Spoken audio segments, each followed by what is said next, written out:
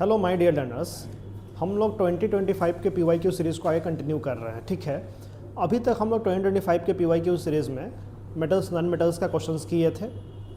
उसके पहले हम लोग ट्रिग्नोमेट्री का कुछ क्वेश्चंस किए थे कॉन्सेप्ट्स के साथ में। पिछले लेक्चर्स में हम लोग human I and the colourful world का कुछ किए थे क्वेश्चंस जो 2025 में आया था। आज हम लोग लेके आए हैं एक अगला सीरीज जिसमें क्या है, इलेक्ट्रिसिटी है। यानी 2025 में जो भी इलेक्ट्रिसिटी का जो क्वेश्चंस आया है उसको आज हम लोग डील करेंगे। तुम देख रहे हो यहाँ पे लिखा हुआ भी है कि electricity PYQ 2025। I hope so कि तुम लोग को ये अच्छा लग रहा होगा इस सेशन, यानी PYQ अच्छा लग रहा होगा। क्योंकि देखो इस PYQ बस हम PYQ बस डिस्कस नहीं करवा रहे हैं, ऐसा नहीं बस PYQ बता रहे हैं और चले जा रहे हैं, ऐसा नहीं कर रहे हैं। इसके पीछे जो भी कंसेप्ट्स है जो कम समय में बताया जा सकता है वो सारे कंसेप्ट्स को हम तुम डिस्कस करके सामने रख रहे हैं। ठीक है, ये भी बता रहे हैं कि उसमें इंपॉर्टेंट क्वेश्चंस क्या क्या आ सकता है, नहीं आ सकता है। तो उसी कड़ी में हम लोग आज आगे बढ़ रहे हैं। वो क्या चैप्टर है, वो है इलेक्ट्रिसिटी। तो आज हम लोग जो चैप्टर देखने जा रहे हैं वो इलेक्ट्रिसिटी, बिना समय बर्बाद किए हुए, क्योंकि तुम्हारा समय बहुत कीमती है। रील्स वगैरह भी देखना रहता है, शॉर्ट्स वगैरह भी देखना रहता है, तो उसके समय को देखते हुए हम लोग इलेक्ट्रिसिटी में बात करते हैं। क्योंकि देखो तुम लोग का एक आदत है, शॉर्ट्स में तुम 2 घंटा लगा दोगे, 5 घंटा लगा दोगे, लेकिन पढ़ने वाले वीडियो में आधा घंटा भी नहीं टिक पाओगे। तो इसलिए आधा घंटा टिक जाओ, वो अच्छा आ जाएगा, नंबर अच्छा आ जाएगा। समझ रहे हो ना? तो कम से कम अगर 1 महीना 15 दिन भी अगर टिक जाओगे अच्छे से तो अच्छा नंबर ले आओगे। इसलिए चलो आगे हम लोग चलते हैं। सुनो, पहला सवाल है the minimum number of identical bulbs जिसका रेटिंग है 4 वोल्ट 6 वाट का। यानी 6 वाट का बल्ब है, रेटिंग कितना है, 4 volt. That can work safely with a desired brightness when connected in a series with a 240 volt main supplies। कह रहा है कि वैसा कितना हम लोग मिनिमम बल्ब लगा सकते हैं जिसका रेटिंग है 4 वोल्ट 60 वाट, जिसको अगर चलाया जाए 240 वोल्ट पे, तो हम लोग वैसा कितना हम लोग मिनिमम बल्ब लगा सकते हैं। तुम गौर करो कि क्या यहाँ पे बोला, वो सुनना क्या बोला है। That can work safely with desired brightness when connected in series। Series में कनेक्ट जब करेंगे तो सीरीज में कनेक्ट करने पे क्या सेम होता है, करंट सेम होता है, पर पोटेंशियल डिफरेंस डिफरेंट होता है। तो क्या कहे वो देखो, कहा 240 वोल्ट के साथ कितने मिनिमम बल्ब्स को हम लोग कनेक्ट करेंगे 4 वोल्ट के रेटिंग का, जो कि क्या देगा तुमको, डिजायर्ड ब्राइटनेस देगा। और कनेक्ट कैसे करेंगे, सीरीज में। तो देखो 240 वोल्ट तुम्हारा टोटल वोल्टेज है, टोटल वोल्टेज 240 वोल्ट है। यहाँ गौर करना, 240 वोल्ट टोटल वोल्टेज है। एक बल्ब का वोल्ट कितना है, 4 वोल्ट है। एक बल्ब जो है उसका कितना वोल्ट है, 4 वोल्ट है। तुम इसको काटोगे अगर तो कितना आ जाएगा, ये 60 बल्ब्स आ जाएगा। यानी अगर तुमसे अगर पूछा जाए कि मिनिमम कितना बल्ब चाहिए, तो मिनिमम हम लोग को 60 बल्ब चाहिए। तो उसका आंसर क्या हो जाएगा, C 60 बल्ब्स। ये हम अपने मन से बना के, घर से बनाए क्वेश्चन नहीं लाया तुम्हें डराने के लिए। ये जो क्वेश्चन है वो क्या है, PYQ है 2025 का। चलो इसको देखते हैं। यहाँ कह रहा है कि एक वायर है जिसका रेसिस्टेंस R है। एक वायर, इसका रेजिस्टेंस R, इसको कितने पार्ट्स में काटा गया, 3 इक्वल पार्ट्स। ये NCERT में सेम टू सेम सवाल है एक्सरसाइज में, जिसमें वायर को 5 इक्वल पार्ट्स में काटा गया था। यहाँ पे कितना बोल रहा है, 3 इक्वल पार्ट्स में बोल रहा है। एक वायर है जिसको 3 इक्वल पार्ट्स में काटा गया है। If these 3 parts are then joined in parallel, calculate the total resistance of the combination so formed. इसको चलो अच्छे समझाया था, इसमें डंडी नहीं मारते, अच्छे समझाया था। सुनो देखो, कह रहा है कि एक वायर है, ठीक है, मान लेते हैं एक वायर है।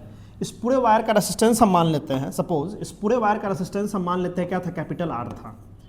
इसको 3 इक्वल पार्ट्स में तोड़ा गया, 3 इक्वल पार्ट्स में, 3 इक्वल पार्ट्स के लिए हम 2 लाइन ड्रॉ कर रहे हैं। ठीक है, एक बात बताओ, ये जितना, ये भी उतना ही, ये भी उतना ही, 3 इक्वल पार्ट्स में, तो हर एक पार्ट कितना हो गया होगा, एक टोटल R था, तो हर एक पार्ट कितना हो गया, तो हर एक पार्ट हो गया होगा R/3 ohm, R/3 ohm, R/3 ओम।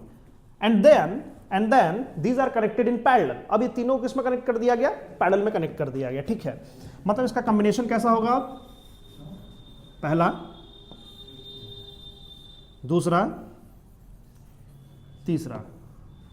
यानी इसका कॉम्बिनेशन क्या आ गया, पहले वाले का R/3, R/3, R/3। अब तुमको क्या बोला कि पैरेलल में आप कंबाइन कर दिए, तो आप बताइए इसका टोटल रेजिस्टेंस कितना होगा, इफेक्टिव रेजिस्टेंस कितना होगा। ठीक है, सो सिंपल।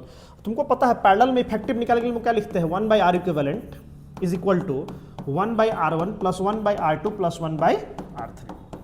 यानी R इक्विवेलेंट निकालने के लिए क्या करते हैं, तो 1/R1 plus 1/R2 plus 1/R3। चलो यहाँ से देखो, तो 1/R equivalent is equal to क्या आ जाएगा, देखना, 1, R1 कितना है, सेम है, R/3, 1/R/3 प्लस 1/R/3। हर एक केस में 3 ऊपर चला जाएगा। जब 3 ऊपर जाएगा तो क्या लिखा जाएगा, 3/R plus 3/R plus 3/R। ठीक है, अब चेक करना जो करवाने जा रहे हैं। सो देखो, तो नोटिस अगर करोगे ध्यान से तो क्या पाओगे 1/r इक्विवेलेंट किसके बराबर, पूरे का एलसीएम आ जाएगा r, 3 + 3 + 3 9/r।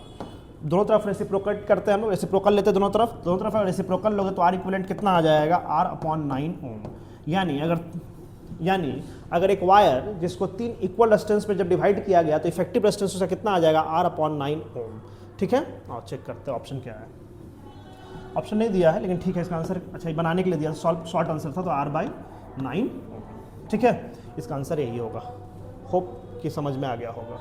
अच्छा एक चीज़ और देख लो, यहाँ पे जो देख रहे हो ये R1 है, हम इसको अच्छे से लिख देते हैं। R1 100 ओम का है और यहाँ पे जो ये देख रहे हो R2 200 ओम का है। ठीक है, अब देखो तो R1 R2 किस में है, सीरीज में या पैरेलल में। When current divides then it is in parallel. Current इसमें डिवाइड हो रहा है, यहाँ से करंट अगर निकलेगा, करंट आएगा तो एक रास्ता इसको इधर जाना होगा, दूसरा रास्ता इसको इधर जाना होता है। जैसे तुम लोग कोचिंग के लिए निकलते हो, तुम लोग 2 रास्ता जाना होता है, एक कोचिंग के लिए और एक तुम लोग जानते हो। तो कहने का मतलब ये है कि यहाँ से अगर करंट निकला तो करंट 2 रास्ते आएगा। यहाँ पे एक करंट क्या आएगा, I आएगा, I यहाँ से निकला, I आया, नीचे की ओर क्या गया I1, इधर की ओर क्या गया होगा I2। दोनों रेसिस्टेंस के पास करंट अलग अलग जा रहा है, यानी दोनों किस में है, पैरेलल में है। और पैरेलल से तुम अब सॉल्व कर लोगे, 1/r equivalent is equal to 1/r1 + 1/r2। होप्स होगी कर लोगे। चलो आगे आ जाओ, सवाल देखना क्या कह रहा है। एक रेसिस्टर है X 3 ओम का, Y 6 ओम का, are in series with a 2 volt battery. क्या कह रहा है, इसका फिगर बना लेते हैं हम लोग। कह रहा है कि X रेसिस्टर है 3 ओम का, ठीक है, जिसका वैल्यू है 3 ओम। यहाँ बनाओगे फिर दिक्कत होगा, रुक जाओ, यहाँ बना लेते हैं। एक X रेसिस्टर है 3 ओम का, एक Y रेसिस्टर है कितने ओम का, 6 ओम का। इसको कनेक्ट किया गया कितने वोल्ट बैटरी से, तो इसको कनेक्ट किया गया है 2 वोल्ट के बैटरी से। किससे कनेक्ट किया गया है, 2 वोल्ट के बैटरी से। तुमसे अब क्या पूछा है वो सुनना, सीरीज में बोला था इसलिए सीरीज में कनेक्ट किया। पहला सवाल पूछा, in which combination is current same. किस कॉम्बिनेशन में करंट सेम होता है। तुम क्या जानते हो किस कॉम्बिनेशन में करंट सेम होता है, अभी बता के ला रहे हैं। पैरेलल में करंट डिफरेंट होता है, सीरीज में करंट सेम होता है, यानी कौन सा कनेक्शन होगा, वो सीरीज कनेक्शन होगा। Find current in series, current निकालना है भाई मेरे, ये तो बहुत सिंपल क्वेश्चन है। फिर तो करंट अगर निकालना है तुम क्या करोगे, तुम इससे पहले कॉम्बिनेशन निकालोगे। कॉम्बिनेशन, जब इसका कॉम्बिनेशन निकालोगे R इक्विवेलेंट, तो R इक्विवेलेंट क्या आएगा, R1 + R2 यानी 3 ओम + 6 ओम। डायरेक्ट हम लिख रहे हैं 9 ओम। ठीक है, क्योंकि सीरीज में था इसीलिए। पूछा क्या है, करंट पूछा ना, करंट।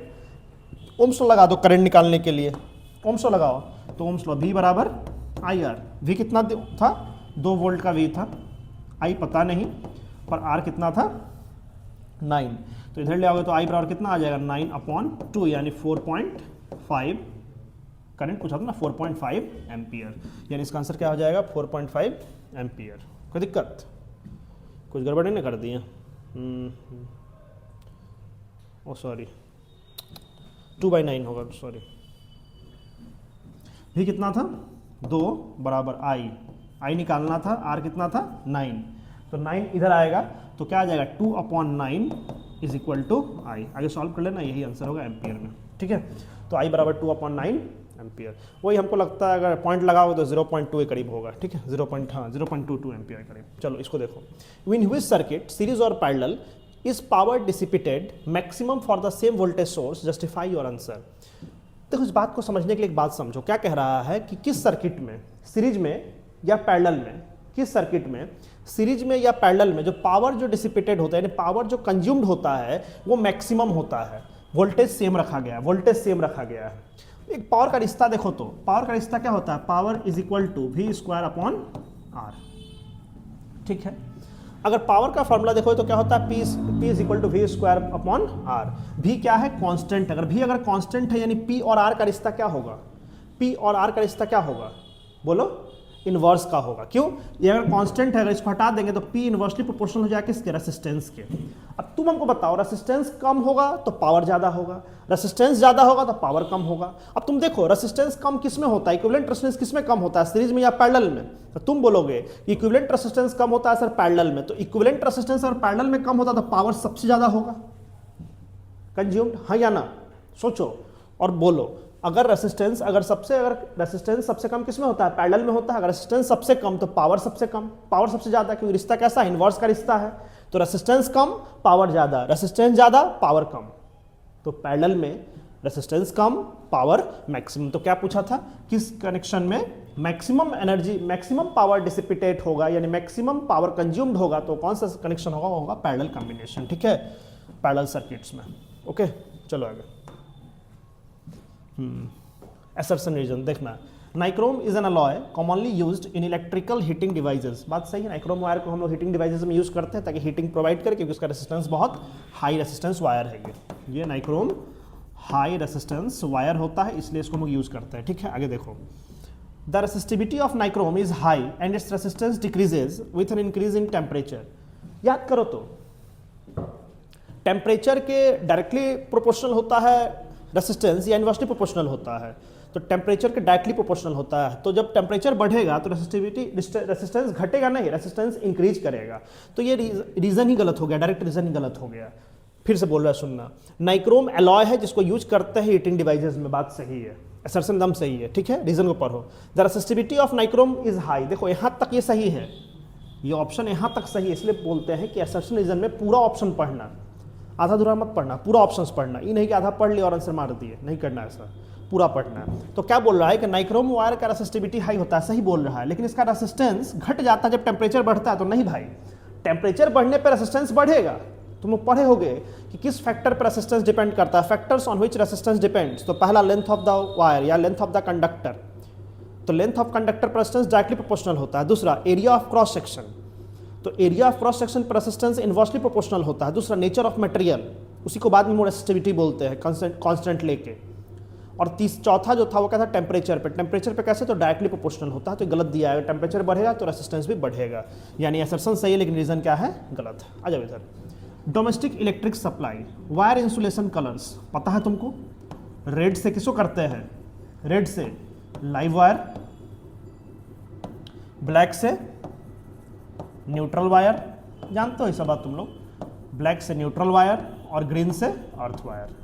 तो ये तीन इंसुलेशन होता है, एक करते हैं हम लोग रेड से लाइव वायर को, ब्लैक से न्यूट्रल वायर को और ग्रीन को अर्थ वायर। आगे देखो, करंट रेटिंग, करंट तुमसे पूछ रहा है 1 किलोवाट आयरन जो कि चलता है कितने वोल्ट पे, 220 वोल्ट पे। इसका एक फार्मूला था, याद है, पावर का 3 फार्मूला, वो भी डिस्कशन कर ही देंगे, टेंशन नहीं लो। पावर का फार्मूला देखो तो यहाँ पे P इज इक्वल टू, एक फार्मूला है याद है, वोल्टेज इंटू करंट। क्यों सर ये फार्मूला आप लगा रहे, देखो पावर दिया है, वोल्टेज दिया है, करंट पूछ रहा है, इसलिए हम लोग क्या लगा रहे हैं, P is equal to V into I. Power 1 kilowatt है, 1 किलोवाट यानी 1000 वाट होगा, 1000 वाट होगा। भी दिया है 220 वोल्ट और आई तुमसे पूछ रहा है, 1 0 से 1 0 कट जाएगा। ठीक है, 2 से 11 बार में 2 से 50, 11 को इधर भेज दो तो 50/11 बराबर आई। जब इसको काटोगे तो कितना आ जाएगा, 11 4 44, तो 4.5 के करीब आएगा हमको लगता है, 4.5 एम्पियर के करीब, यानी करंट कितना आ जाएगा, 4.5 एम्पियर। तो हो गया, यही पूछ रहा था। तो देखो पावर का भी फार्मूला हम लिख देंगे लास्ट में, बने रहो अभी, लास्ट में लिख देंगे। चलो अगला सवाल, 4 रेसिस्टर्स है, चारों कितने ओम का है, 2 ओम का है, form a square ABCD, find equivalent resistance between A and B।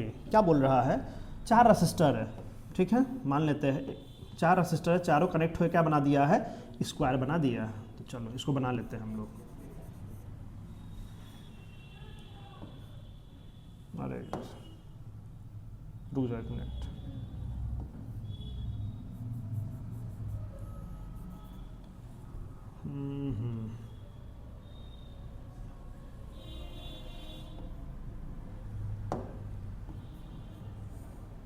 चार रेसिस्टर है, चारों मिले क्या बना रहा है, स्क्वायर बना रहा है। ठीक है, तो हम लोग भी स्क्वायर बना देते हैं चारों रेसिस्टर को लेके। क्या कह रहा है, चारों रेसिस्टर कितने ओम का है, 2 ओम का है। ठीक है, चारों रेसिस्टर 2 ओम का है, 2 2 2 2।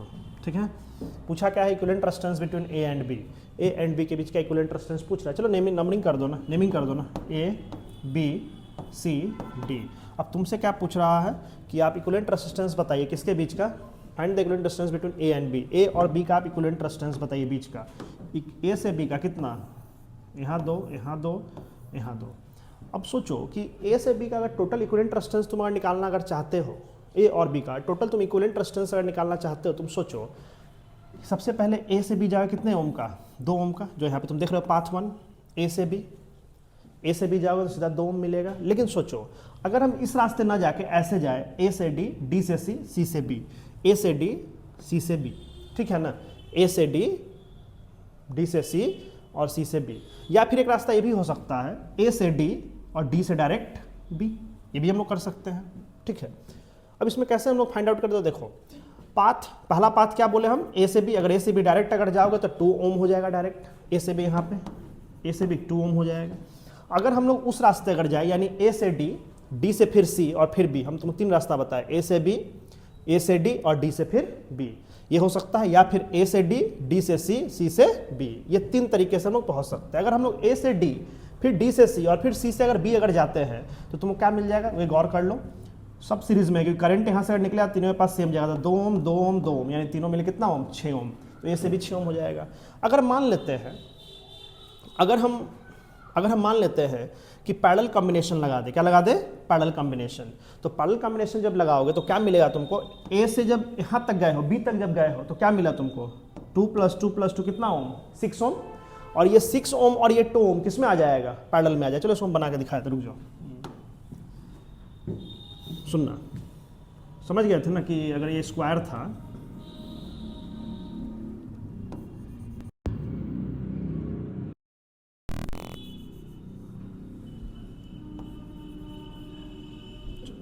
सुन लो,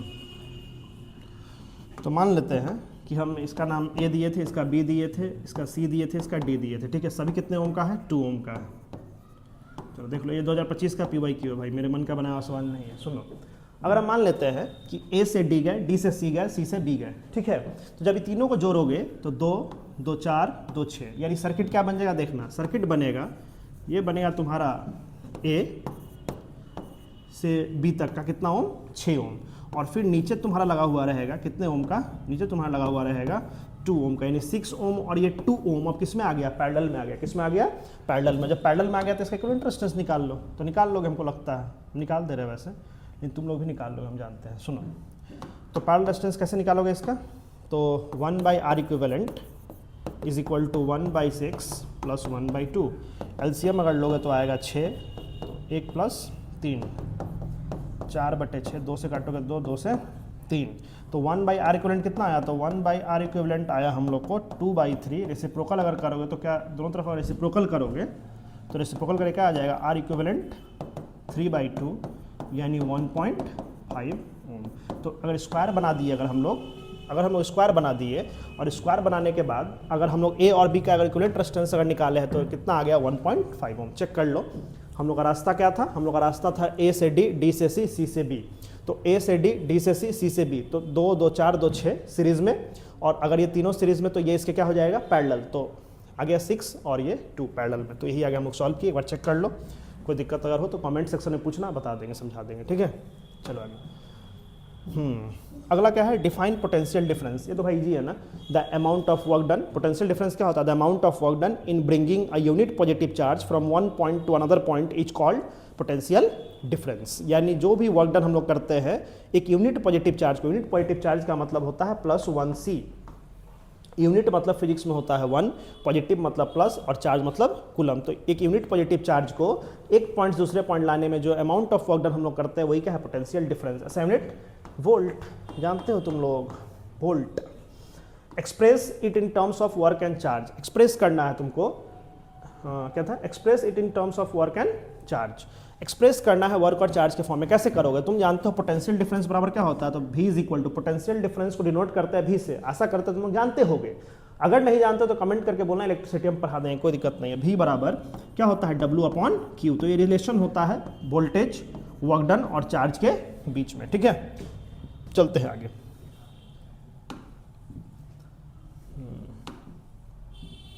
चलो अगला सवाल है, what is short circuiting. Short circuiting क्या होता है, मान लेते हैं कि ये सर्किट था,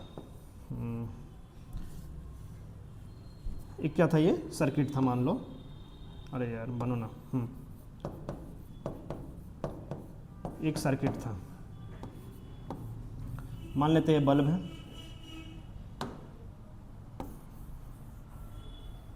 मान लेते हैं बल्ब था, ठीक है। हुआ क्या है कि शॉर्ट सर्किटिंग का मतलब समझो, शॉर्ट सर्किटिंग मतलब सर्किट का छोटा हो जाना। जब सर्किट जब छोटा होगा, ये सर्किट है, जब सर्किट जब छोटा हो जाएगा तो वहाँ पे अमाउंट ऑफ करंट जो होगा वो ड्रास्टिकली बढ़ जाएगा, यानी अचानक से अमाउंट ऑफ करंट बहुत बढ़ जाएगा, और अमाउंट ऑफ करंट बहुत बढ़ने की वजह से क्या होता है, शॉर्ट सर्किटिंग होता है। मतलब क्या, देखो तो direct contact between live wire and neutral wire. अच्छा होता क्यों है शॉर्ट सर्किटिंग, होता क्यों है, तो अभी हम बताए हैं सर्किट का छोटा हो जाना। अब सर्किट छोटा कैसे होगा, तो मान लो जैसे सर्किट था, ठीक है, ये मान लो क्या है, सर्किट है।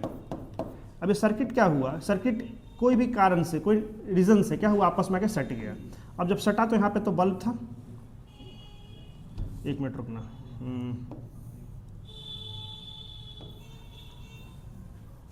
यहाँ पे बल्ब है। अब हुआ क्या है कि एक लाइव वायर होगा जो प्लस से कनेक्टेड होता है, लाइव वायर होता है जो निगेटिव से कनेक्टेड है वो न्यूट्रल वायर। तो करंट तो यहाँ से जा रहा था, अब होगा क्या कि करंट यहाँ से निकला, खेल समझना क्या हो रहा है, सो प्लस से करंट निकला होगा, करंट गया होगा तो करंट फिर वापस इधर ही आ रहा होगा, यानी सर्किट अब क्या हो गया, छोटा हो गया। पहले सर्किट क्या था, इतना बड़ा पहले सर्किट था, यानी करंट जब यहाँ से निकलता तो इसको पूरे इस तरह से ट्रैवल करके फिर नेगेटिव की ओर आना होता था। लेकिन अब क्या हुआ कि सर्किट छोटा हो गया, शॉर्ट सर्किटिंग कहला गया। अब तुम पूछो सर शॉर्ट सर्किटिंग होता क्यों है, तो शॉर्ट सर्किटिंग तब होता है जब लाइव वायर और न्यूट्रल वायर आपस में किस में आ जाता है, कॉन्टैक्ट में आ जाता है, ठीक है। तो आंसर देख लो कि direct contact between live wire and neutral wire. कारण पूछा है कॉन्सिक्वेंसेस। अब क्या हुआ कॉन्सिक्वेंसेस, तुमको पता है कि क्या होता है कॉन्सिक्वेंसेस, एक्सेसिव करंट फ्लो करता है, हीटिंग होगा और फायर का रिस्क होगा। तुम सुनते भी होगे कि बहुत सारा ऐसा मॉल्स होता है जो कि बोलता है शॉर्ट सर्किटिंग होने की वजह से फायर लग गया, शॉर्ट सर्किट होने के वजह से हॉस्पिटल में आग लग गया। तो शॉर्ट सर्किटिंग जो होता है उसमें क्या होता है कि live wire neutral wire contact में आएगा। जब live wire neutral wire contact में आता है तो excessive amount of current flow करने लगता है। जब ज़्यादा करंट फ्लो करता है हीटिंग होगा, हीटिंग जब होगा उस केस में क्या होगा, हीटिंग जब होगा तो क्या होगा, फायर लग सकता है। क्या लग सकता है, फायर लग सकता है। शॉर्ट सर्किटिंग यही है, ठीक है।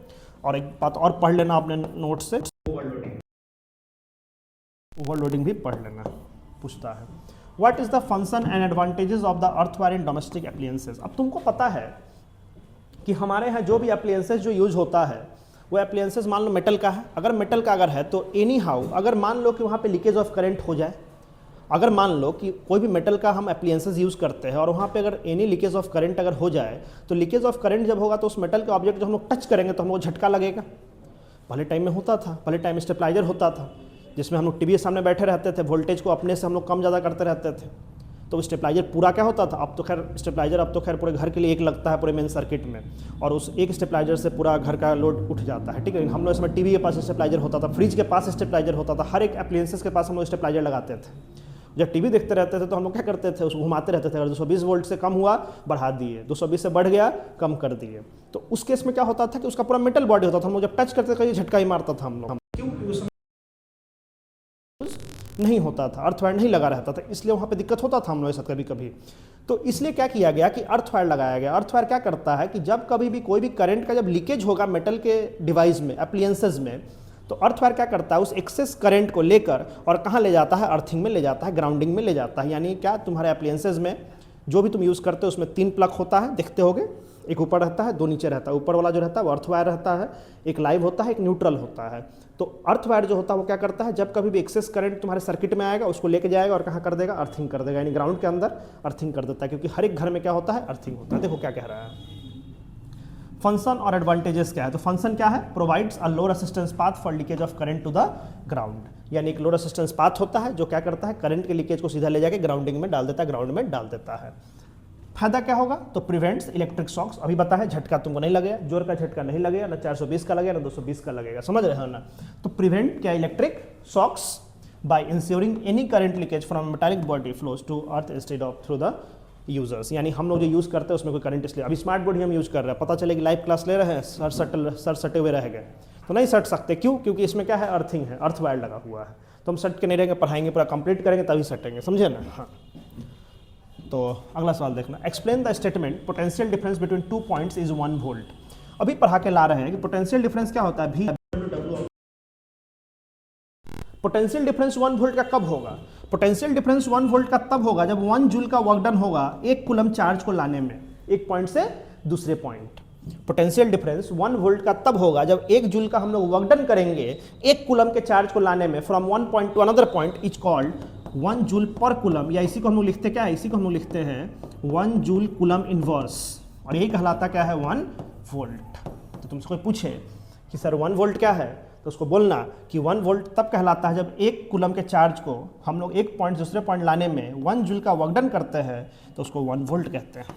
ठीक है, आइए चलो जान जो थोड़ा तेज़ी में पढ़ा रहे हैं कि तुम लोग का टाइम बहुत कीमती होता है, बहुत ज़्यादा समय देना होता है तुम लोग को, हम जानते हैं इस बात को, इसलिए थोड़ा तेज़ी में पढ़ा देते हैं। सुनो, तो list the function of the following symbols in electric circuit. Ammeter, ammeter is a device use to measure the current between 2 points. अगर कहीं पे हमको अगर करंट के अगर मैग्नीट्यूड को कहीं पे अगर मेजर करना है तो हम लोग किसका यूज़ करते हैं, एमीटर का यूज़ करते हैं। दूसरा सवाल जो पूछता है एमीटर का यूज़ कैसे करते हैं, सीरीज में या पैरेलल में, तो याद रखना ammeter is always connected in series. तो पहला पूछा था एमीटर, तो किसको ये मेजर करता है, इलेक्ट्रिक करंट को, कनेक्टेड इन सीरीज। थोड़ा उधर लिख दिया, हम साफ लिख देते तुम लोग को, इतना ना पढ़ रहे हो तुम लोग, आँख धीरे धीरे खराब ना हो रहा है। हाँ, तो measures electric current connected in series. अगला है वोल्ट मीटर। वोल्ट मीटर क्या होता है, एक ऐसा डिवाइस है, एक ऐसा इंस्ट्रूमेंट है जो मेजर करता है दो पॉइंट के बीच का पोटेंशियल डिफरेंस को। The device which measures the potential difference between 2 points is called volt meter. Volt meter किससे कनेक्ट करते हैं, पैरेलल में कनेक्ट करते हैं। किससे कनेक्ट करते हैं, पैरेलल में। तो volt meter is connected in parallel. याद रखना कि वोल्ट मीटर किससे कनेक्ट होता है, पैरेलल में कनेक्ट होता है। एक बात और, एम मीटर का रेजिस्टेंस लो होता है, वोल्ट मीटर का रेजिस्टेंस हाई होता है। ऐसा क्यों, क्योंकि एम मीटर का रेजिस्टेंस, अब यहाँ पे देखो क्या लिखा है, ammeter has very low resistance. Ammeter has very low resistance. अब तुम बोलो सर एम मीटर का रेजिस्टेंस बहुत कम क्यों होता है, क्योंकि एम मीटर को करंट मापना होता है। अगर रेजिस्टेंस हाई होगा तो क्या करंट माप पाएगा, क्या नहीं, करंट जो भी होगा, एक्चुअल करंट जो होगा उसमें कुछ क्या आ जाएगा, कमी आ जाएगी। जब रेजिस्टेंस ज़्यादा और करंट जब कम फ्लो करेगा तो उसके जो मैग्नीट्यूड होगा उसमें कुछ कमी आ जाएगा। इसलिए एम मीटर के रेजिस्टेंस को क्या रखा जाता है, लो रखा जाता है, और वोल्ट मीटर रेजिस्टेंस को हाई रखा जाता है। वोल्ट मीटर का काम क्या होता है, करंट मेजर करना नहीं, पोटेंशियल डिफरेंस मेजर करना। इसलिए हम लोग क्या करते हैं, वोल्ट मीटर का जो रेजिस्टेंस होता है उसको क्या रखते हैं, हाई रखते हैं। ये 2025 का पूछा PYQs है भाई, अगर बोलोगे तो हम लोग आगे कंटिन्यू करेंगे, जो 2024 का PYQ भी होगा, 2023 का PYQ भी होगा, जहाँ तक बोलोगे वहाँ तक कंटिन्यू करेंगे।